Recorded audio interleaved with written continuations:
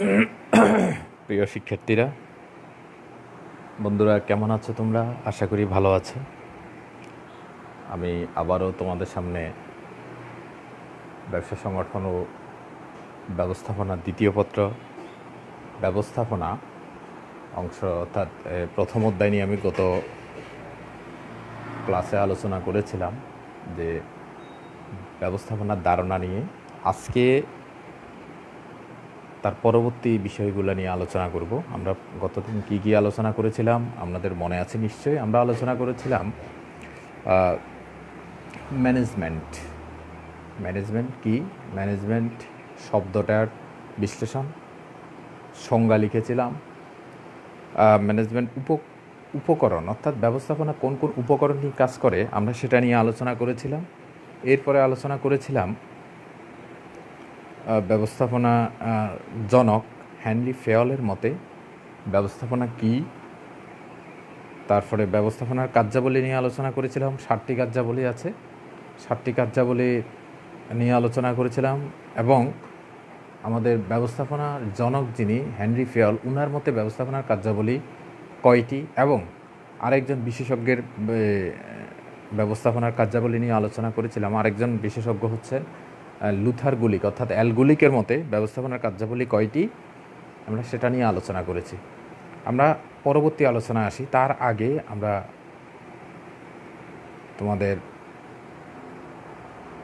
পূর্ববর্তী বিষয়গুলো নিয়ে একটু আলোচনা করব আরেকবার। আগে তোমাদেরকে বলে রাখি, তোমরা আশা করি ভালো আছো, নিজেদেরকে একটু যত্ন নেবে। আর যেই পড়াগুলো দেয়া হবে সেগুলো তোমরা অবশ্যই খাতায় লিপিবদ্ধ করবে, কারণ আমরা কলেজ খুললে আমরা হোমওয়ার্ক হিসেবে এই কাজগুলো নিব। আর সেখানে মার্ক থাকবে 20, অর্থাৎ 20 মার্কের এই হোমওয়ার্ক থাকবে। এই হোমওয়ার্কটা না করলে তোমরা 20 মার্কটা লস করবে। অর্থাৎ আমি এখন পরবর্তী বিষয় নিয়ে আলোচনা করতেছি। আমরা গতদিন লুথার গুলিকের, এই যে এখানে অ্যাল গুলিকের ফার্স্ট কর্ভ নিয়ে আলোচনা করেছিলাম। ফার্স্ট কর্ভে আমরা দেখেছিলাম যে planning, organizing, staffing, directing, coordinating, reporting, budgeting. আমরা এই বিষয়গুলো ইংলিশে লিখেছি। আমরা কি এগুলোর বাংলা জানি? আমরা লিখে নিব যে প্ল্যানিং মানে হচ্ছে পরিকল্পনা, প্ল্যানিং মানে হচ্ছে পরিকল্পনা। অর্গানাইজিং মানে হচ্ছে সংগঠিতকরণ। স্টাফিং মানে হচ্ছে কর্মী সংস্থান। আবারও বলতেছি, প্ল্যানিং মানে পরিকল্পনা, অর্গানাইজিং মানে সংগঠিতকরণ বা সংগঠন, স্টাফিং মানে হচ্ছে কর্মী সংস্থান, ডিরেক্টিং মানে হচ্ছে নির্দেশনা দান, নির্দেশনা, কোঅর্ডিনেটিং মানে হচ্ছে সমন্বয় সাধন, রিপোর্টিং মানে হচ্ছে যে রিপোর্ট প্রদান বা প্রতিবেদন প্রদান, বাজেটিং মানে হচ্ছে যে বাজেট প্রণয়ন। আমরা এগুলো নিয়ে পরে বিস্তারিত আবার আলোচনা আছে, এই আলোচনাগুলো করব। আজকে আমরা আলোচনা করব ব্যবস্থাপনার 7টি কার্যাবলী নিয়ে।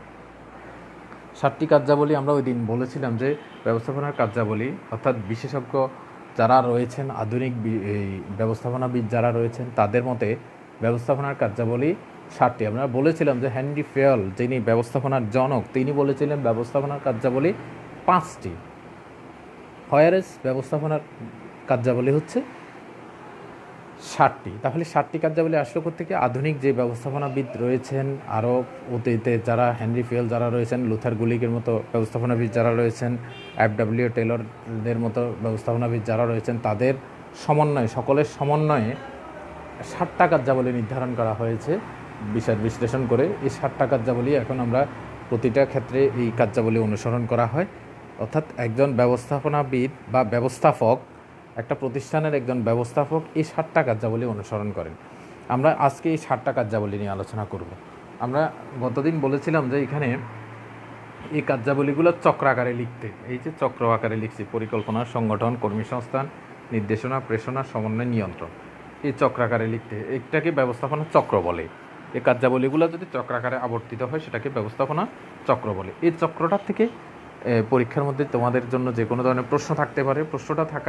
প্রশ্নটার নিয়ম হচ্ছে, এই যে পরিকল্পনার অংশে দেয়া আছে, সংগঠন দেয়া আছে, কর্মী সংস্থান দেয়া আছে, নির্দেশনা দেয়া আছে, প্রেষণা দেয়া আছে, সমন্বয় দেয়া আছে, নিয়ন্ত্রণ দেওয়া আছে, এগুলো একটা সিরিয়ালে দেওয়া আছে, সিরিয়াল কিন্তু আবার ব্রেক করা যাবে না, এই সিরিয়ালটা ব্রেক করা যাবে না। এই সিরিয়ালের মধ্যেই থেকে তোমাকে মনে করো সংগঠনটা না দিয়ে এখানে ক চিহ্ন দিতে পারে, ক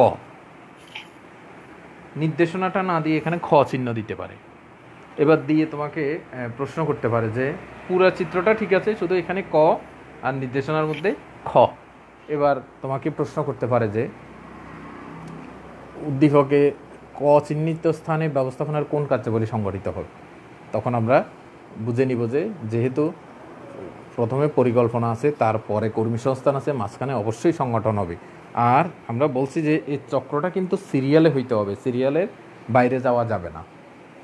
যা হোক, তখন আমরা ওইটার উত্তর দিব।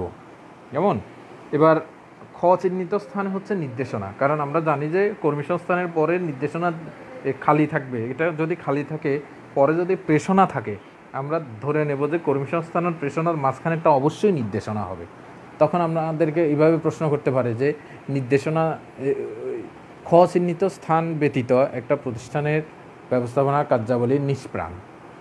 তখন তোমাকে মতের আলোকে ব্যাখ্যা দিতে বলবে, তখন আমরা এটার উত্তর দিতে পারবো। আমরা জাস্ট তোমাদেরকে জানিয়ে দিচ্ছি যে কিভাবে প্রশ্নটা হয়, উত্তর কিভাবে করব আমরা সেটা পরে বলে দেব। যে যখন আমরা পরিপূর্ণ বিশ্লেষণ করব, পুরো বিষয়টা নিয়ে, বইটা নিয়ে যখন আলোচনা করব, তখন কিন্তু আমরা পরিপূর্ণ বিষয়টা বুঝতে পারবো। কারণ নির্দেশনার পরিপূর্ণ যদি না বুঝি, আমরা কিন্তু ভালোভাবে এটা ব্যাখ্যা করতে পারবো না। আচ্ছা, আজকে আমরা আসি যে এই 7টা কার্যাবলী, অর্থাৎ ব্যবস্থাপনার যে 7টা কার্যাবলী আছে, 7টা কার্যাবলী কাকে বলে আমরা সংজ্ঞাগুলা আলোচনা করব। সংজ্ঞাগুলো আলোচনা করতে হলে প্রথমেই রয়েছে পরিকল্পনা। পরিকল্পনা মানে হচ্ছে যে ভবিষ্যতে প্রতিষ্ঠানের কার্যসমূহ, আমি সংজ্ঞাটা ক্লিয়ারলি বলতেছি, প্রতিষ্ঠানের কার্যসমূহ ভবিষ্যতে কে করবে, কিভাবে করবে, কখন করবে ইত্যাদি বিষয়ের অগ্রিম সিদ্ধান্ত নেওয়াকে পরিকল্পনা বলে। আবারও বলতেছি, প্রতিষ্ঠানের কার্যসমূহ ভবিষ্যতে কে করবে, কিভাবে করবে, কখন করবে ইত্যাদি বিষয়ের অগ্রিম সিদ্ধান্ত নেওয়াকে পরিকল্পনা বলে। তাহলে আমাদের কথার মধ্যে কি বলা আছে যে ভবিষ্যতে, অর্থাৎ আমরা যদি একটা উদাহরণ হিসেবে বলি, আমরা একটা কলেজ করতে চাই, কলেজ প্রতিষ্ঠা করব। কলেজ প্রতিষ্ঠাটা কখন করব, কিভাবে করব, কার দ্বারা কাজগুলো সম্পাদন করা হবে ইত্যাদি বিষয়ে আমরা যদি অগ্রিম চিন্তা করে রাখি, তাহলে সেটাকে বলা হচ্ছে পরিকল্পনা। সেটাকে বলা হচ্ছে পরিকল্পনা। অথবা আমরা একটা প্রোগ্রাম করি, অনেক সময় আমরা যে কোনো ধরনের একটা প্রোগ্রাম আয়োজন করি। যেমন বাড়িতে আমাদের ছোটোখাটো ফাংশান হয়, বিয়ের অনুষ্ঠান হয়। অনুষ্ঠানগুলো যখন হয়, তখন আমরা এক একজন চিন্তা করি অগ্রিম যে দেখো দাওয়াতের কাজটা কী করবে, বা ওই গেট সাজানোর কাজটা কাকে দিয়ে করানো যায়, তারপরে খাবার দাবারের আয়োজনটা কিভাবে করা যায়, সব বিষয়ে অগ্রিম আমরা চিন্তা করি। এই অগ্রিম চিন্তা করাটাকেই বলা হচ্ছে পরিকল্পনা। আমরা বুঝতে পেরেছি নিশ্চয়ই। আজকে আমি যে বিষয়গুলো আলোচনা করব, প্রত্যেকটা সংজ্ঞাগুলো লিখে নিয়ে আসবা, শুধু আমি বোঝার জন্য উদাহরণগুলো প্রয়োগ করতেছি। আমরা সংজ্ঞাগুলো খুব সুন্দর করে লিখে নিয়ে আসবো। তাহলে পরিকল্পনার সংজ্ঞাটা আমরা বুঝতে পেরেছি। এরপরে আমরা আসি সংগঠন। সংগঠন কাকে বলে? সংগঠনের আগের সংজ্ঞাটা আমরা লিখে নিব যে উদ্দেশ্য অনুযায়ী কাজকে বিভাজন, প্রতিটা কাজের দায়িত্ব ও ক্ষমতা নির্দিষ্টকরণ এবং সে অনুযায়ী উপকরণকে সংহত করে তাদের মধ্যে সম্পর্ক নির্দিষ্ট করার কাজকে সংগঠন বলে। তাহলে সংজ্ঞাটা কি দাঁড়ালো? আবারও বলতেছি, উদ্দেশ্য অনুযায়ী কাজকে বিভাজন, প্রতিটা কাজের দায়িত্ব ও ক্ষমতা নির্দিষ্টকরণ এবং সে অনুযায়ী উপকরণকে সংহত করে তাদের মধ্যে সম্পর্ক নির্দিষ্ট করার কাজকে সংগঠন বলে। আমরা নিশ্চয়ই বুঝতে পেরেছি সংজ্ঞাটা ভালো করে লিখে নিয়ে আসবে। আমি উদাহরণ দিয়ে বুঝাই দিই যে সংগঠন কি। সংগঠন হচ্ছে যে, আবার আমরা যদি বলি যে প্রথমে একটা উদাহরণ দিয়েছিলাম যে একটা কলেজ প্রতিষ্ঠা করব। কলেজের সংগঠনের যদি চিন্তা করি তাহলে কলেজে একজন অধ্যক্ষ থাকবেন, একজন উপাধ্যক্ষ থাকবেন, প্রভাষক থাকবেন, প্রফেসর থাকবেন, অ্যাসিস্ট্যান্ট প্রফেসর থাকবেন, অ্যাসোসিয়েট প্রফেসর থাকবেন, প্রভাষক থাকবেন, অফিস সহকারী থাকবেন, পিয়ন থাকবেন। এখন এই যে পোস্টগুলো আছে, প্রতিটা পোস্টের বা পদের ক্ষমতা কী, দায়িত্ব কী, কর্তব্য কী, সব কিছু নির্দিষ্ট করে রাখা। যেমন একজন অধ্যক্ষ যিনি অধ্যক্ষ হয়ে আসবেন তার দায়িত্ব কী হবে, কর্তব্য কী হবে, ক্ষমতা কী হবে, কাজ কী হবে ইত্যাদি বিষয় পূর্ব থেকে নির্দিষ্ট করে দেওয়া থাকে। উপাধ্যক্ষ যদি হয় ওনার কাজ কী হবে, একজন প্রফেসরের কাজ কী হবে, একজন লেকচারারের কাজ কী হবে, একজন অফিস সহকারীর কাজ কী হবে, একজন পিয়নের কাজ কী হবে ইত্যাদি বিষয় নির্দিষ্ট করে রাখাকে বলা হচ্ছে সংগঠন। সংজ্ঞায়িত করা, তাদের কাজের আবার ওই পদগুলোর ব্যাখ্যা করে দেয়া থাকে। যেমন আমি একজন লেকচারার হয়ে যদি ওই সকলকে একদম দিক নির্দেশনা দেওয়া শুরু করে দিই, সকলের উপর খবরদারি শুরু করে দিই, তাহলে এটা হবে অন্যায়। কারণ আমার ক্ষমতা ততটুকু নয়। যেখানে অধ্যক্ষ এবং উপাধ্যক্ষ থাকেন সেখানে আমি প্রভাষক হিসেবে এই দায়িত্ব বা এই ধরনের কাজ করতে পারি না। তাহলে আমার দায়িত্বটা আমার কাছে নির্দিষ্ট করা আছে, সংজ্ঞায়িত করা আছে, দায়িত্ব কর্তব্য কী সেটাকেই বলা হচ্ছে সংগঠন। এখন লেকচারার যে কেউ হতে পারে, অধ্যক্ষ যে কেউ হতে পারে, অধ্যক্ষ যে কোনো ব্যক্তি, এটা নির্দিষ্ট কোনো ব্যক্তি না, এটা হচ্ছে পদের নাম অধ্যক্ষ। যে কোনো ব্যক্তি অধ্যক্ষ হতে পারে। আমি লেকচারার আজমল না হয়ে অন্য কেউ হতে পারে। বুঝতে পেরেছি নিশ্চয়ই? এবার আমরা আসি কর্মী সংস্থান নিয়ে।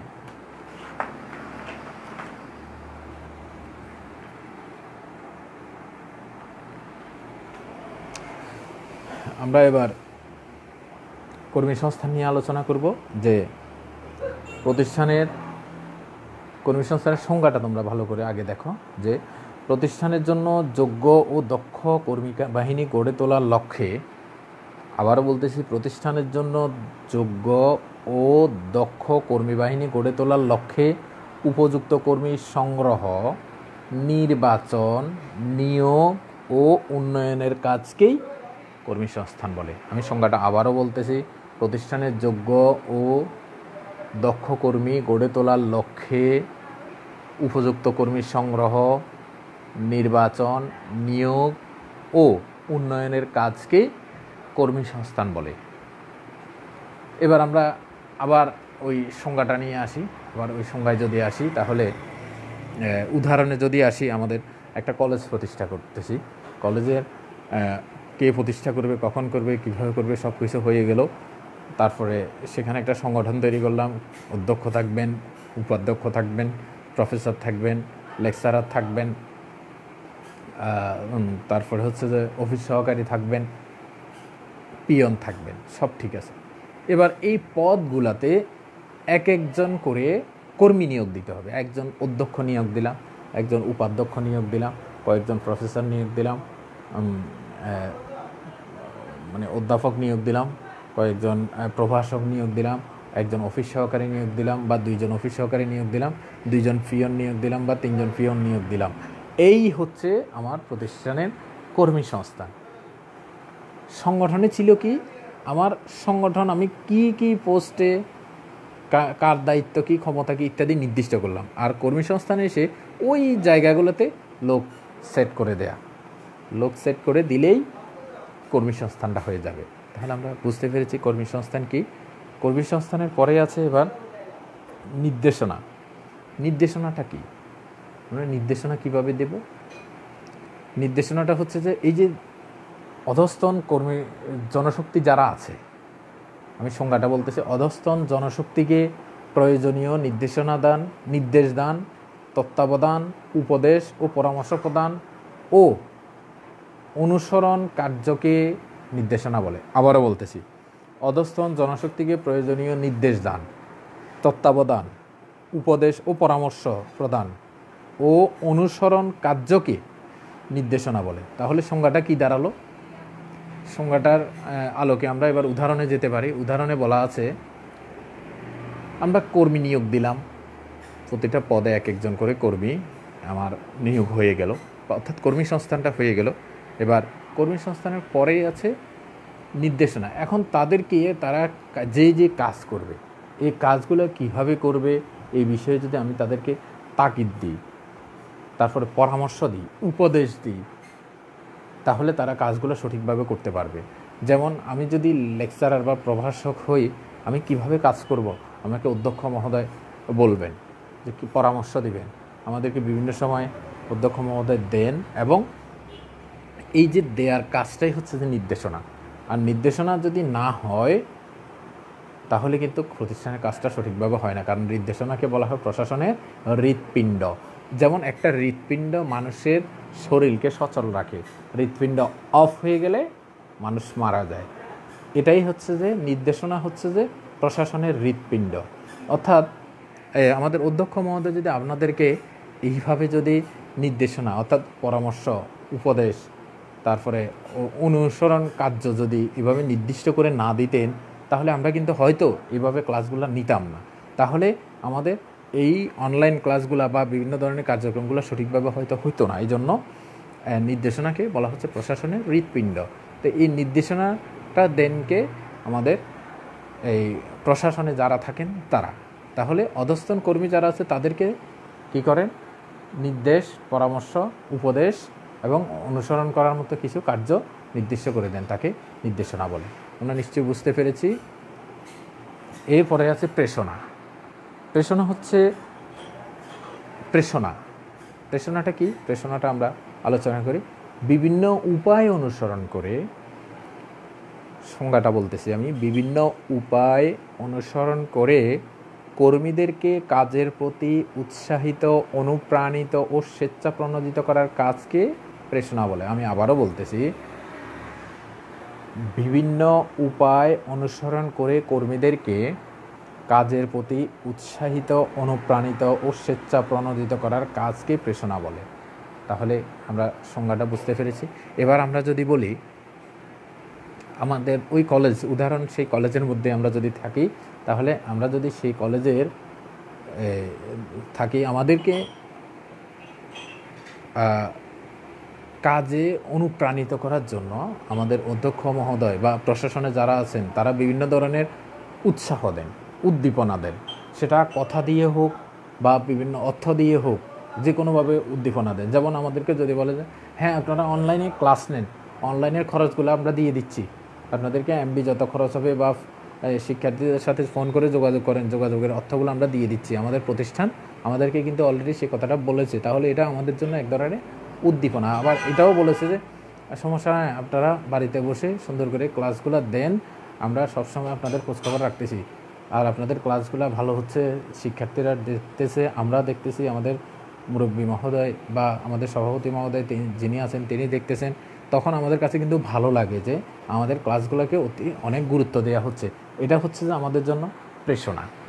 তাহলে একটা প্রতিষ্ঠানের, অর্থাৎ যেই কলেজের কথা বলছি যে আমরা একটা কলেজ প্রতিষ্ঠা, কলেজে যারা কর্মী আছে তাদেরকে যদি এইভাবে প্রেষণা দেওয়া হয় বা উদ্দীপনা দেওয়া হয়, তখন আমরা স্বেচ্ছায় কাজ করার চেষ্টা করব। এই যে স্বেচ্ছাপ্রণোদিত করাটাকে বলা হচ্ছে প্রেষণা। আমরা বুঝতে পেরেছি? কোনো অসুবিধা হলে কমেন্টে জানিয়ে দেবে। আমি আবারও বলতেছি, সবসময় তোমাদের ক্লাসে একরকম কথা আর লাইভে ভিন্ন রকম কথা। লাইভে তোমাদের কোনো মতামত আমরা শুনতে পাই না। তোমরা কমেন্টে জানিয়ে দেবে যে কোনো ধরনের কথা যদি না বোঝা যায়। তো কমেন্টে বিভিন্ন ধরনের আমরা কমেন্ট দেখি, আসলে কমেন্টগুলো এইরকম হওয়ার কথা না। কমেন্ট হওয়ার কথা ছিল যে স্যার আপনার এই লাইনটা আর একটু বিশ্লেষণ করলে ভালো ছিল, বা আপনার সব লাইনটা ভালো বুঝতে পেরেছি, আপনার জন্য লিখে নিয়ে আসবো। কমেন্টগুলো এরকম হলে ঠিক আছে। দুই একটা কমেন্ট ভালো আছে, দেখছি যে তারা দিয়েছে যে লাভ চিহ্ন দিয়েছে, তার মানে তাদের ভালো লেগেছে, বা একটা গোলাপ ফুলের চিহ্ন দিয়েছে, ঠিক আছে, ওকে, থ্যাংক ইউ। কিন্তু বিষয়টা হচ্ছে যে আপনাদের বোঝার জন্যই কিন্তু এই ক্লাসটা করানো। মানে আমি খুব সুন্দর করে আপনাকে ভালো লাগতেছে, দেখে ভালো লাগতেছে, এই কথাগুলোর জন্য কিন্তু আমরা দাঁড়াই না। আচ্ছা, যা হোক, এর পরবর্তী যে ধাপটা আছে, ব্যবস্থাপনার যে কার্যাবলীটা আছে, সেটার নাম হচ্ছে সমন্বয় সাধন। আমরা এবার সমন্বয় সাধন নিয়ে আলোচনা করি। বলা হচ্ছে সমন্বয়ের সংজ্ঞাটা বলতেছি। সমন্বয়ের সংজ্ঞা হচ্ছে বিভিন্ন বিভাগ ও উপবিভাগের কাজকে যোগাযোগের মাধ্যমে সংযুক্তকরণ। বিভিন্ন বিভাগ ও উপবিভাগের কাজকে যোগাযোগের মাধ্যমে সংযুক্তকরণ এবং একই সূত্রে গাঁথাকে সমন্বয় সাধন বলে। আমরা এবার উদাহরণে আসি। আমাদের কলেজ প্রতিষ্ঠায়, যেখানে আমরা কলেজ প্রতিষ্ঠা করেছিলাম, সেখানে বিভিন্ন বিভাগ রয়েছে, ভাগ রয়েছে। এখন প্রতিটা বিভাগের কাজকে আমাদের অধ্যক্ষ মহোদয় বা প্রশাসন যিনি আছেন, তারা যদি যোগাযোগ না রাখেন, তাহলে কাজগুলো কিন্তু সমন্বয় হবে না। সমন্বয় কেন হবে না? যেমন আমাদের কলেজে আছে বিজ্ঞান, মানবিক, ব্যবসা শিক্ষা, 3টা বিভাগই আছে। বিজ্ঞান বিভাগের যে সিলেবাসটা আছে, সেই সিলেবাসটা যদি নির্দিষ্ট পরিমাণে শেষ না হয়, অর্থাৎ আমরা একটা সেমিস্টার পরীক্ষা নিব, সেমিস্টার পরীক্ষা পর্যন্ত যদি শেষ না হয়, ব্যবসা শিক্ষা যদি শেষ না হয়, মানবিক বিভাগ যদি শেষ করে ফেলে, এখন যদি বলা হয় যে মানবিক বিভাগের সিলেবাস শেষ, আমরা এখন একটা পরীক্ষা নিয়ে নিব বা একটা পরীক্ষার প্রস্তুতি নেওয়া হচ্ছে, কিন্তু হোয়ারেজ ব্যবসা শিক্ষা এবং বিজ্ঞানের সিলেবাসটা শেষ হয়নি, তাহলে তারা কি করবে? এই জন্য তাদের সকলের কাজের গতি যাতে সমান থাকে, এই জন্য সকল বিভাগের সাথে একটা যোগাযোগ রক্ষা করতে হবে। এই যোগাযোগ রক্ষার মাধ্যমে প্রতিটা কাজকে একটা জায়গায় এনে দাঁড় করাতে হবে, যেখানে প্রতিষ্ঠান অত্যন্ত সন্তুষ্ট হবে। যেমন বিজ্ঞান বিভাগ সেমিস্টার পর্যন্ত যতটুকু পড়ানোর কথা ততটুকু প্রায় শেষ পর্যায়ে আছে, বা যদি শেষ না হয় তাহলে নির্দিষ্ট সময়ের পরে শেষ করে ফেলবে, বা ব্যবসা শিক্ষাও নির্দিষ্ট সময়ের মধ্যে শেষ করে ফেলবে। মানবিক তো অলরেডি শেষ, যেহেতু শেষ, তারা আবার পুনরায় রিভিউ দিতে পারবে। এখন এর মধ্যে এই যে 3টা বিভাগের কাজকে একসাথ করা হলো, একটা সূত্রে, একটা সুতোয় গেঁথে সমান করে সমান লাইনে নিয়ে আসা হলো, সেটাকে বলা হচ্ছে সমন্বয় সাধন। বুঝতে পেরেছি নিশ্চয়ই? তারপরে আমরা সর্বশেষ নিয়ন্ত্রণটা হচ্ছে, আমি নিয়ন্ত্রণের সংজ্ঞাটা বলি, পরিকল্পনা বা আদর্শ মান অনুযায়ী কার্য সম্পাদন হচ্ছে কিনা তা দেখা। আবারও বলতেছি, পরিকল্পনা বা আদর্শ মান অনুযায়ী কার্য সম্পাদন হচ্ছে কিনা তা দেখা। যদি না হয় তাহলে বিচ্যুতি নির্ণয় করে সংশোধনমূলক ব্যবস্থা গ্রহণ করাকে নিয়ন্ত্রণ বলে। যদি না হয়, বিচ্যুতি নির্ণয় করে সংশোধনমূলক ব্যবস্থা গ্রহণ করাকে নিয়ন্ত্রণ বলে।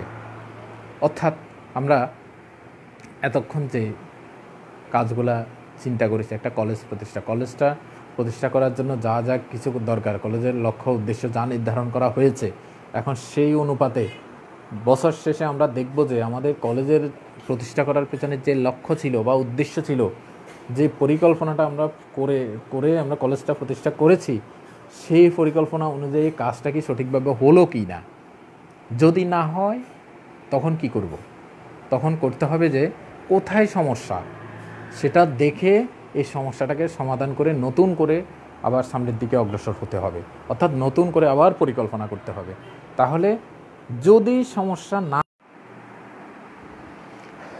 যদি কার্য সম্পাদন হয়ে যায়, তাহলে আমাদের আর কোনো সমস্যা থাকবে না। তো আশা করি বুঝতে পেরেছো। যেমন আমরা কলেজের জন্য মাঝে মধ্যে প্রতিষ্ঠা টার্গেট করি যে আগামী বছর আমরা এত % রেজাল্ট করব, এতজন A+ পাবে। যদি পেয়ে যায় তাহলে আমাদের পরিকল্পনা সঠিক ছিল, তাহলে নিয়ন্ত্রণের ক্ষেত্রে আমাদের কোনো সমস্যা নাই। যদি না হয়, কেন হয়নি সেটা নিয়ে আমরা আবার পুনরায় আলাপ আলোচনা করে সংশোধনমূলক ব্যবস্থাটা গ্রহণ করে নতুন করে আমরা পরিকল্পনা করতে পারি। তো আশা করি বুঝতে পেরেছ আজকে এই ব্যবস্থাপনা কার্যাবলীটা তোমাদের জন্য অনেক গুরুত্বপূর্ণ বিষয়। আগামী ক্লাসে আবার যেই দিন আমার জন্য রুটিন করা হবে, আমি ওই দিনই আবার তোমাদেরকে জানিয়ে আবার ক্লাসে ফিরে আসব। ওই দিন আমরা ব্যবস্থাপনার স্তর নিয়ে আলোচনা করব, যেটা আরেকটা ইম্পর্টেন্ট বিষয়। তো সেই পর্যন্ত ভালো থাকো, সুস্থ থাকো, দোয়া রইল তোমাদের জন্য, আমাদের জন্য দোয়া করবে। আসসালামু আলাইকুম।